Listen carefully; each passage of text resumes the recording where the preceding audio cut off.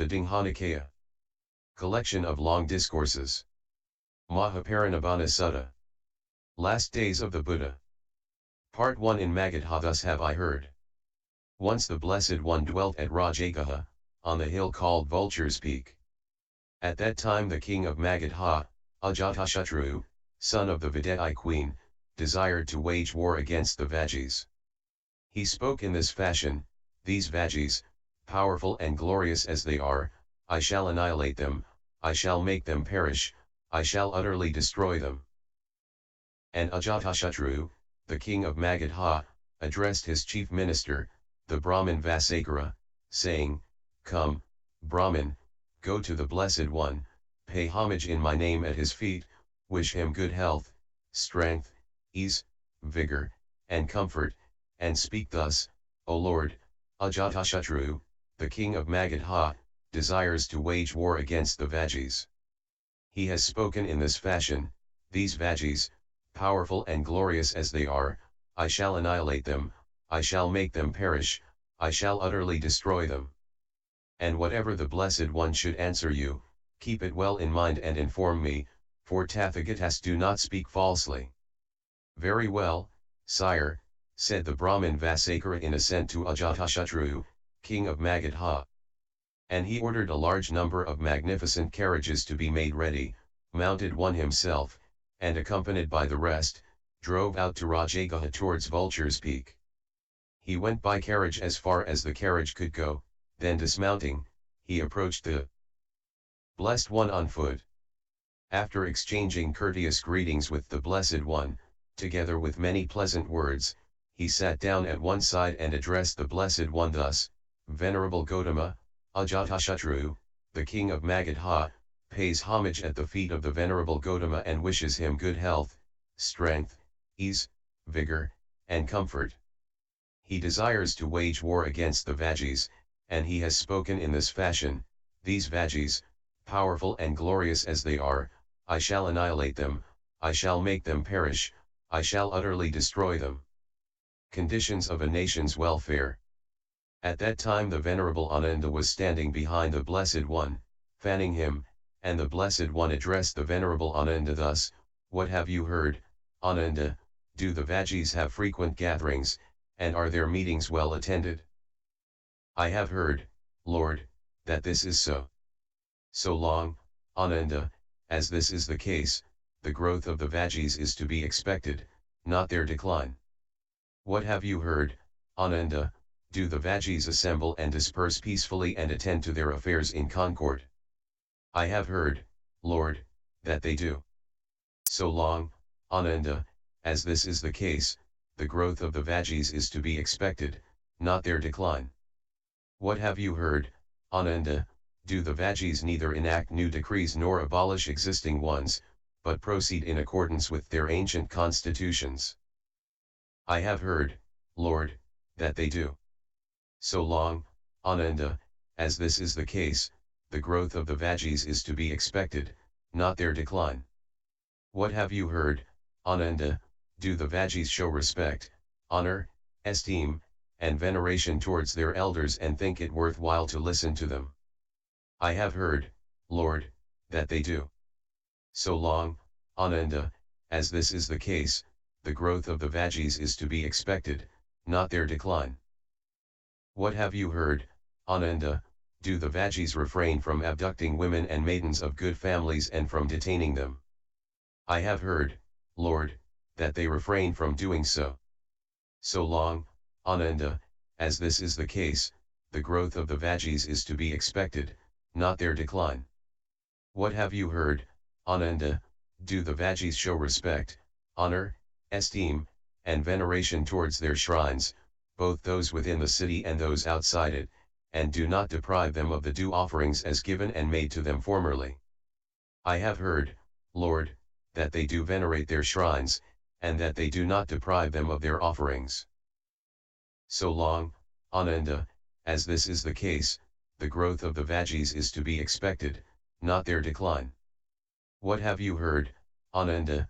Do the Vajis duly protect and guard the Arhats, so that those who have not come to the realm yet might do so, and those who have already come might live there in peace?" I have heard, Lord, that they do. So long, Ananda, as this is the case, the growth of the Vajis is to be expected, not their decline. And the Blessed One addressed the Brahmin Vasakara in these words, once, Brahmin, I dwelt at Vasali, at the Sarandada shrine, and there it was that I taught the Vajis these 7 conditions leading to a nation's welfare. So long, Brahmin, as these endure among the Vajis, and the Vajis are known for it, their growth is to be expected, not their decline. Thereupon the Brahmin Vasakara spoke thus to the Blessed One, if the Vajis, Venerable Gautama, were endowed with only one or another of these conditions leading to welfare, their growth would have to be expected, not their decline. What then of all the 7? No harm, indeed, can be done to the Vajis in battle by Magadha's king, Ajatashatru, except through treachery or discord. Well, then, Venerable Gautama, we will take our leave, for we have much to perform, much work to do. Do as now seems fit to you, Brahmin. And the Brahmin Vasakara, the chief minister of Magadha, approving of the Blessed One's words and delighted by them, rose from his seat and departed. Welfare of the Bhikkhus. Then, soon after Vasakara's departure, the Blessed One addressed the Venerable Ananda thus, Go now, Ananda, and assemble in the hall of audience as many Bhikkhus as live around Rajagaha. Very well, Lord. And the Venerable Ananda did as he was requested and informed the Blessed One, the community of Bhikkhus is assembled, Lord. Now let the Blessed One do as he wishes. Thereupon the Blessed One rose from his seat, went up to the hall of audience, took his appointed seat there, and addressed the Bhikkhus thus, 7 conditions leading to welfare I shall set forth, Bhikkhus. Listen and pay heed to what I shall say. So be it, Lord.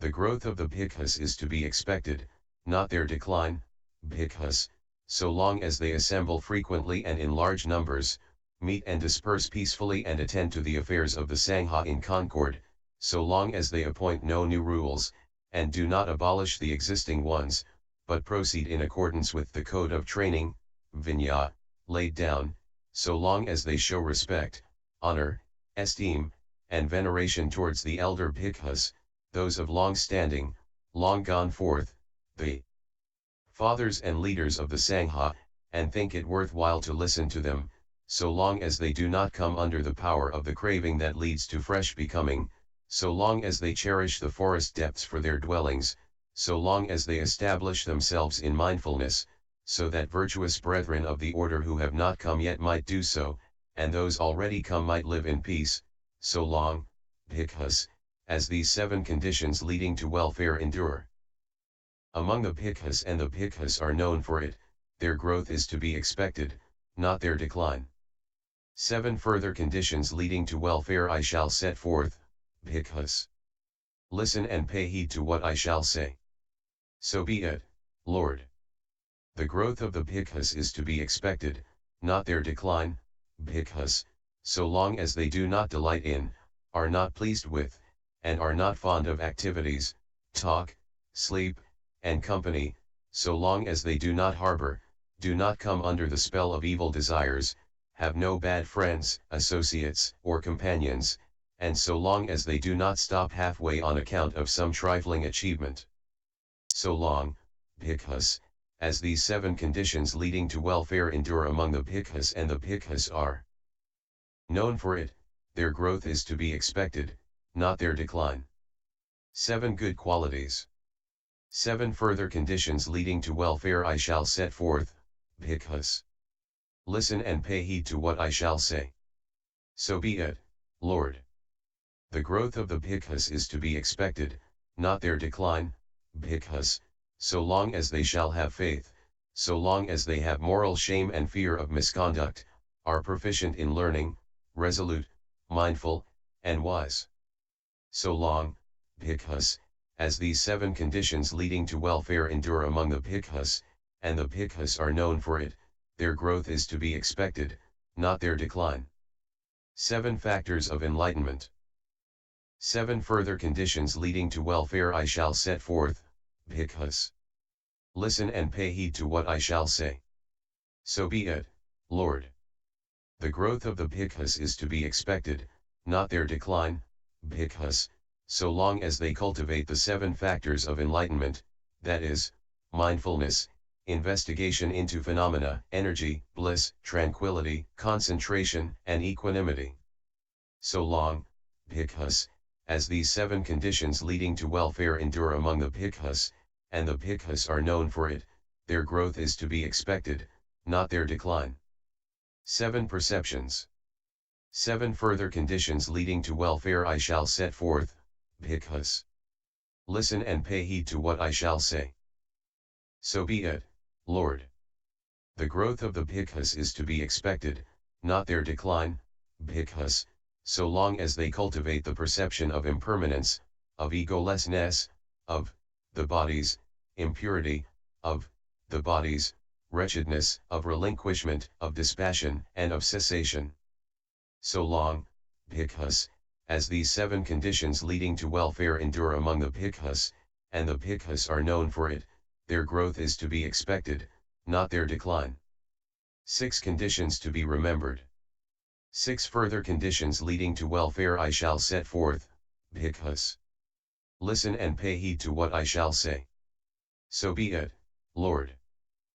The growth of the bhikkhus is to be expected, not their decline, bhikkhus, so long as they attend on each other with loving kindness in deed, word, and thought, both openly and in private, so long as in respect of what they receive as due offerings, even the contents of their alms bowls, they do not make use of them without sharing them with virtuous members of the community, so long as, in company with their brethren, they train themselves, openly and in private, in the rules of conduct, which are complete and perfect, spotless and pure, liberating, praised by the wise, uninfluenced by mundane concerns, and favorable to concentration of mind, and in company with their brethren, preserve, openly and in private, the insight that is noble and liberating, and leads one who acts upon it to the utter destruction of suffering.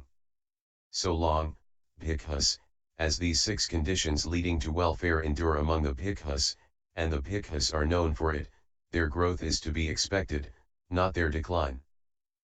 Counsel to the bhikkhus. And the Blessed One, living at Rajagaha, at the hill called Vulture's Peak, often gave counsel to the bhikkhus thus. Such and such is virtue, such and such is concentration, and such is wisdom. Great becomes the fruit, great is the gain of concentration when it is fully developed by virtuous conduct, great becomes the fruit, great is the gain of wisdom when it is fully developed by concentration, utterly freed from the taints of lust, becoming, and ignorance is the mind that is fully developed in wisdom. When the Blessed One had stayed at Rajagaha as long as he pleased, he addressed Venerable Ananda thus, Come, Ananda, let us go to Ambalatthika. So be it, Lord. And the Blessed One took up his abode at Ambalatthika, together with a large community of bhikkhus. At Ambalatthika the Blessed One came to stay in the king's rest house, and there, too, the Blessed One often gave counsel to the bhikkhus thus. Such and such is virtue, such and such is concentration, and such is wisdom. Great becomes the fruit, great is the gain of concentration when it is fully developed by virtuous conduct, great becomes the fruit, great is the gain of wisdom when it is fully developed by concentration, utterly freed from the taints of lust, becoming, and ignorance is the mind that is fully developed in wisdom.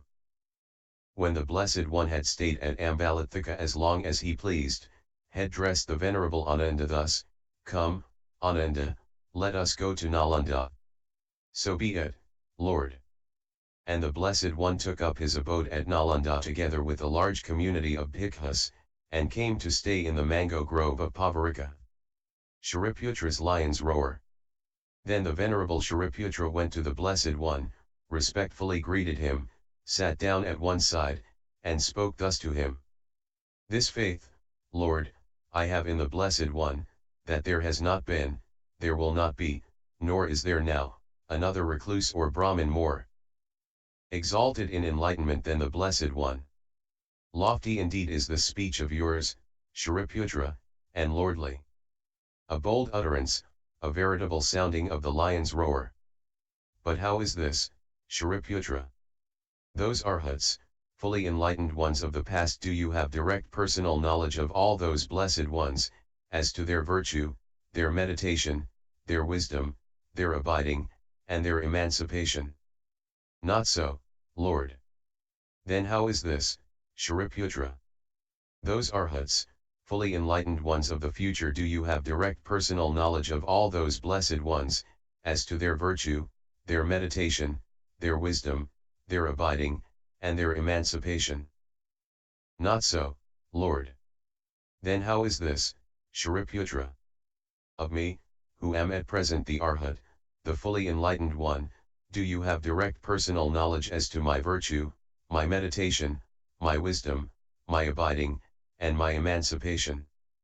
Not so, Lord. Then it is clear, Shariputra, that you have no such direct personal knowledge of the Arhats, the fully enlightened ones of the past, the future, and the present. How then dare you set forth a speech so lofty and lordly, an utterance so bold, a veritable sounding of the lion's roar, saying, this faith, Lord, I have in the Blessed One, that there has not been, there will not be, nor is there now another recluse or Brahmin more exalted in enlightenment than the Blessed One.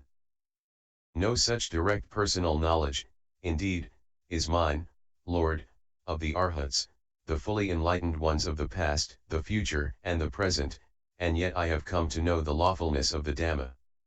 Suppose, Lord, a king's frontier fortress was strongly fortified, with strong ramparts and turrets, and it had a single gate, and there was a gatekeeper, intelligent, experienced, and prudent, who would keep out the stranger but allow the friend to enter.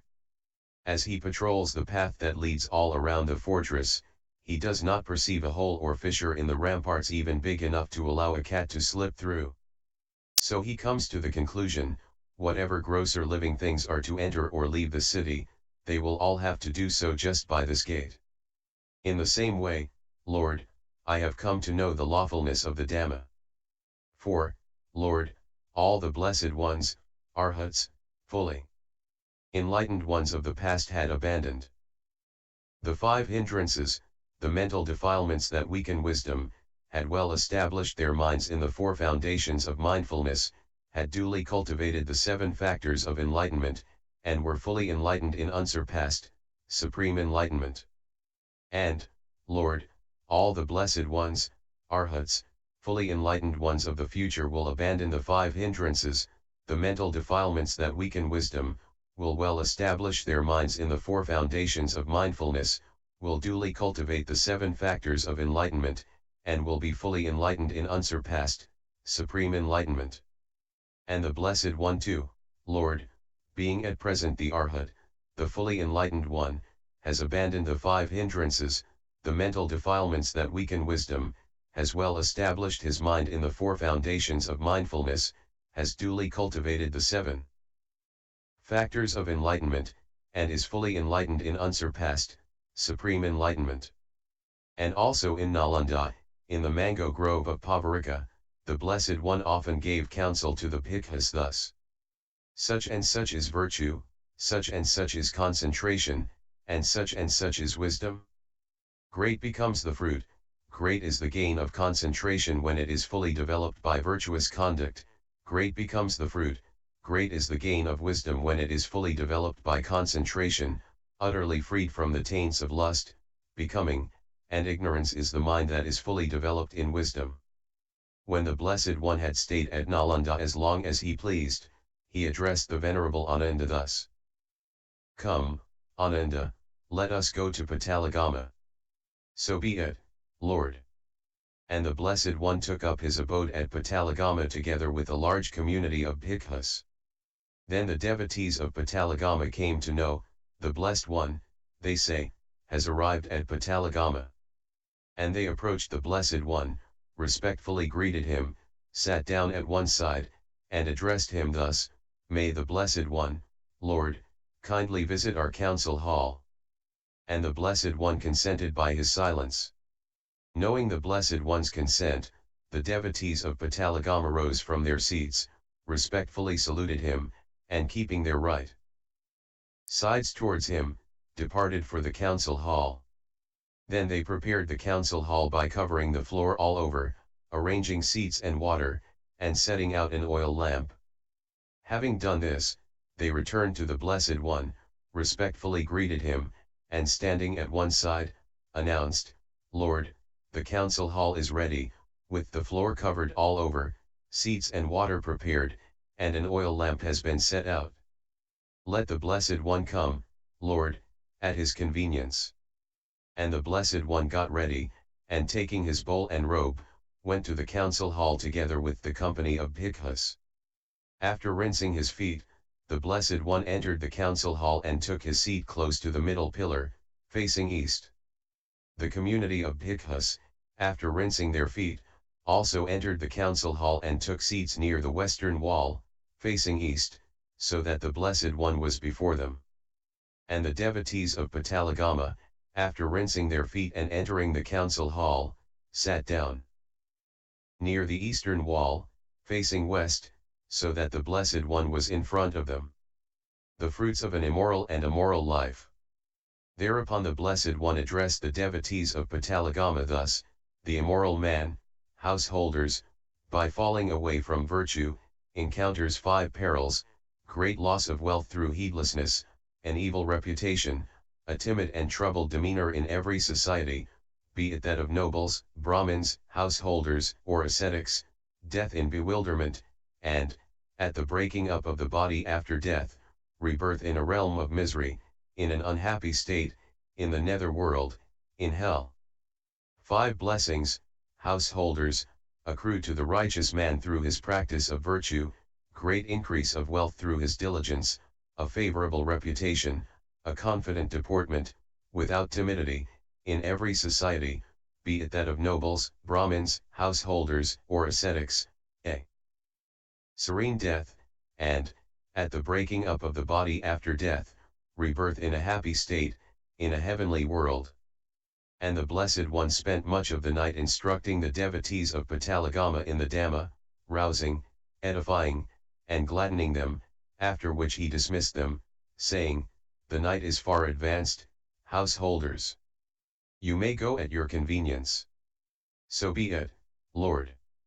And the devotees of Patalagama rose from their seats, respectfully saluted the Blessed One, and keeping their right sides towards him, departed.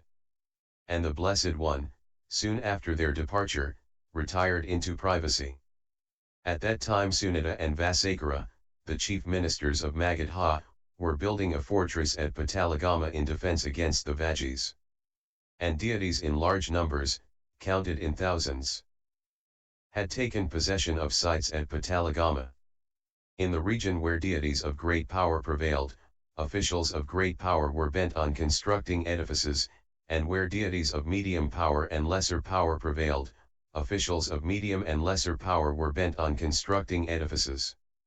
And the Blessed One saw with the heavenly eye, pure and transcending the faculty of men, the deities, counted in thousands, where they had taken possession of sites in Patalagama.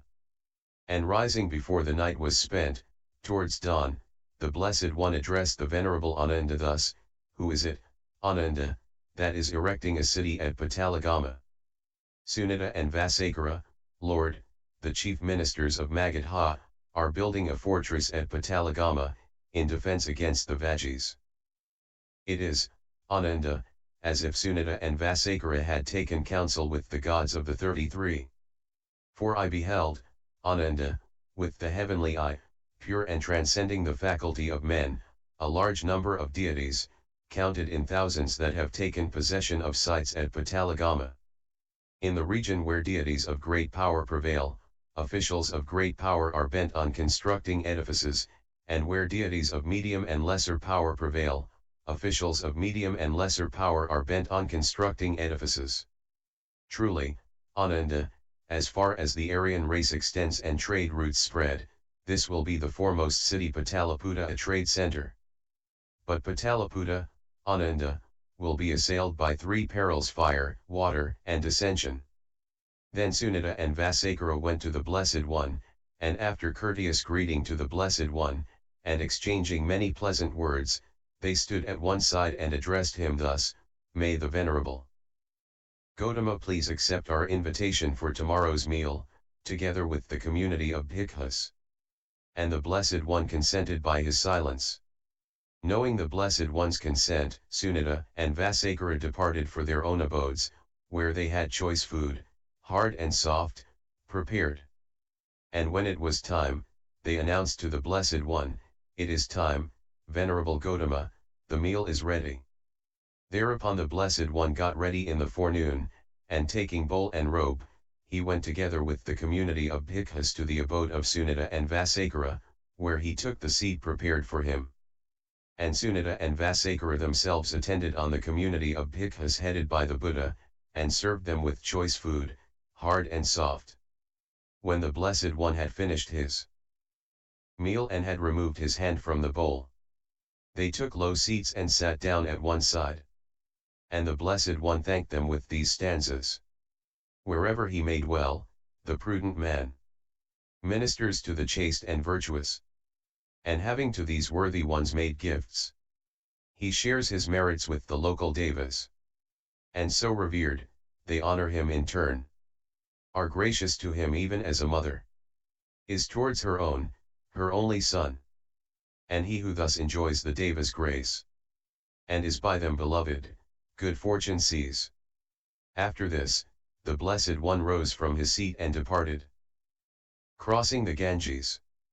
Then Sunita and Vasakara followed behind the Blessed One, step by step, saying, "Through whichever gate the recluse Gotama will depart today, that we will name the Gotama Gate, and the ford by which he will cross the river Ganges shall be named the Gotama Ford."